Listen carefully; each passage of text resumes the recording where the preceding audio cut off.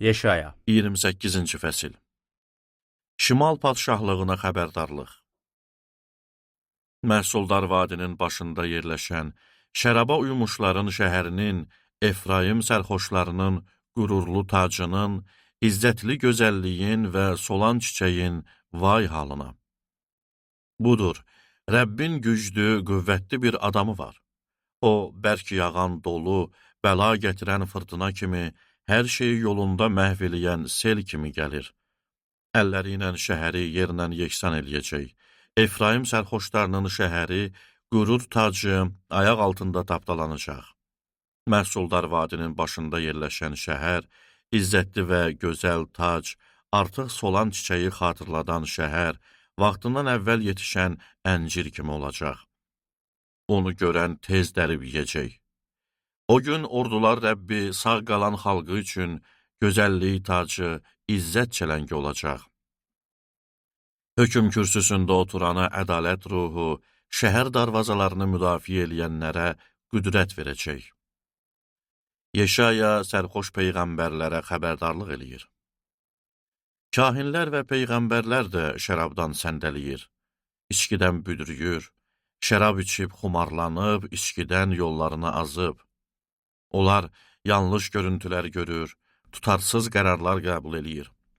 Bütün süfrələri qusuntu və natəmizliklə doludur, bulanmamış yer yoxdur.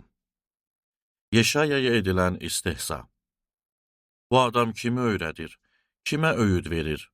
Süddən kəsilmiş, ana döşündən ayrılmış körpə uşaqlara mı? Bu nədir? Əmr üstünə əmr, əmr üstünə əmr. Sətir üstünə sətir, sətir üstünə sətir, biraz oradan, biraz buradan. Onda Rəbb bu xalqla, yad ellilərin ağzı ilə, başqa dildə danışacaq. O sizin hamınıza dedi. Rahatlıq budur, yorğunlara dinclik verin, budur istirahət. Amma onlar eşitmək istəmədilər. Rəbbin sözü onlar üçün əmr üstünə əmr, əmr üstünə əmr, sətir üstünə sətir, sətir üstünə sətir, biraz oradan, biraz buradan olacaq ki, gedib arxası üstə yıxılsınlar, yaralansınlar, tələyə düşüb, əsir aparılsınlar. Siyon üçün güşə daşı.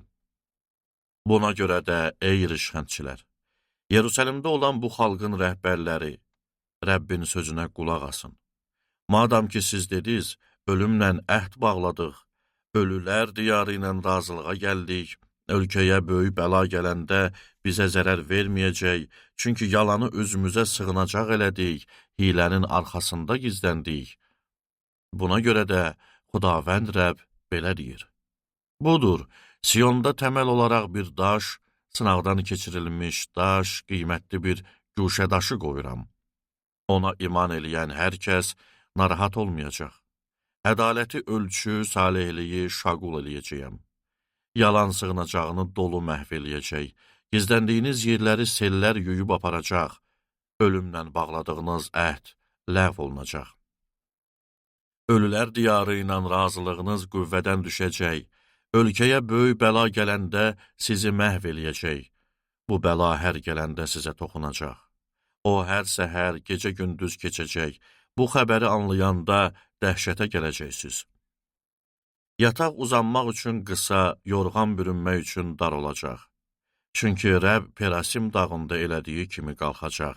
Givyon vadisindəki kimi qəzəblənəcək. O, öz işini, qeyri-adi işini yerinə yetirəcək. Öz əməlini, naməlum əməlini həyata keçirəcək. Buna görə də rişxənd eləməyin ki, bu xovlarınız daha da ağırlaşmasın.